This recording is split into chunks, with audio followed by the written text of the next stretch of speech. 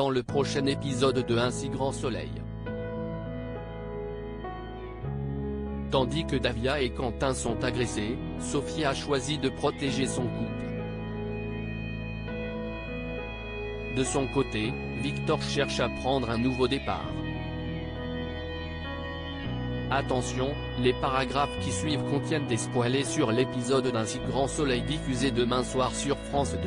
Si vous ne voulez rien savoir, ne lisez pas ce qui suit. Vendredi 19 juin dans Un si grand soleil. Davia et Quentin sont agressés. Quentin se rend chez Ange Logistique remonter contre son patron à qui il reproche d'avoir menti sur les véritables raisons du faux cambriolage. Le voyant inquiet d'être désormais complice d'une fraude fiscale, Tesa lui donne 2000 € en liquide et le menace de représailles s'il venait à parler. Secoué, Quentin retrouve Davia pour le petit déjeuner. Quand il lui explique que la boîte dans laquelle il travaille a été cambriolée et que son employeur passe depuis, s'énerve sur tout le monde, cette dernière tente de le rassurer en lui disant qu'il n'y est pour rien. Dans le même temps, Tesa se dirige au commissariat pour apporter des documents dans le cadre de l'enquête en cours. Manu évoque son contrôle fiscal et Tesa fait mine d'être offensée en jouant les victimes. En fin de journée, Davia et Quentin ont passé une soirée en amoureux au cinéma. Tandis qu'ils sont dans le parking pour récupérer leur voiture, un homme cagoulé et armé d'un couteau les agresse. Quentin s'interpose mais c'est l'arrivée d'une patrouille de sécurité qui met l'individu en fuite. Bien qu'il refuse de porter plainte, Quentin finit par se rendre au poste avec sa compagne pour faire une déposition. Pour Quentin, c'est forcément son patron qui a commandité l'agression et l'appelle pour le sommer d'arrêter. Toutefois, Tesa jure qu'il n'a rien à voir dans cette histoire et le jeune homme se demande alors qui peut bien se cacher derrière tout cela.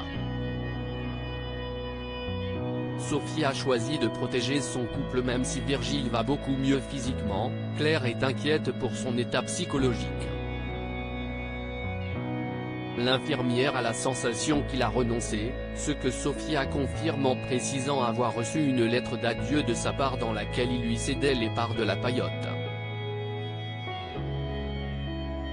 Cherchant par tous les moyens à l'aider, Sophia insiste pour voir Virgile et Claire jurent d'essayer de le faire changer d'avis. La jeune femme rejoint ensuite Élise à qui elle confie qu'elle se sent impuissante face à la détresse de son ami et qu'elle souhaiterait qu'il soit le parrain de leur enfant dans l'espoir de lui redonner goût à la vie. Mais la policière, qui ne supporte plus d'entendre parler du père de Léa, aimerait que sa compagne soit plus attentive à leur couple ainsi qu'au bébé qu'elles veulent avoir ensemble. À fleur de peau, Élise appelle Bilal et raconte combien elle en veut à Sophia et Virgile de gâcher les beaux moments qu'elles sont censées vivre. Prise de crampes et de saignements, Élise va à l'hôpital où sa gynécologue lui garantit que l'insémination suit son cours. Peu après, Sophia fait irruption et s'excuse de ne pas avoir été là pour elle ces derniers temps. Comprenant que la situation est difficile, Élise demande pardon à son tour et Sophia s'engage à prendre soin d'elle à présent. En début de soirée, Claire informe Sophia que Virgile refuse toujours de la voir. Ce dernier prenant beaucoup de place dans sa vie, Sophia veut désormais protéger sa relation avec Élise et la famille qu'elle construise. De son côté, Virgile a toujours des visions de sa fille. Victor cherche à prendre un nouveau départ et Claire et Florent reçoivent Victor et Adèle pour dîner. Au cours du repas, Victor indique qu'il ne sait pas quoi faire de l'argent qui lui reste de la vente de l'appartement. Alors que son gendre lui propose d'investir dans des actions ou dans un nouvel appartement qu'il pourrait louer, Victor voudrait plutôt placer son argent dans quelque chose qui lui convienne, sans savoir encore dans quoi.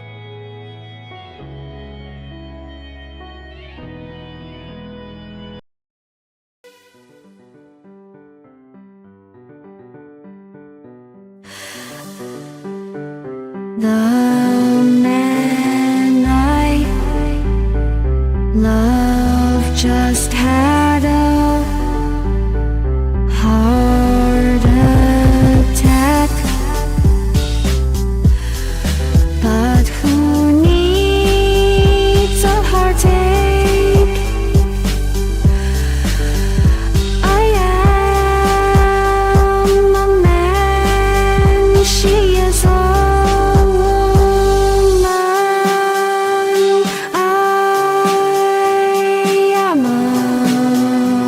she is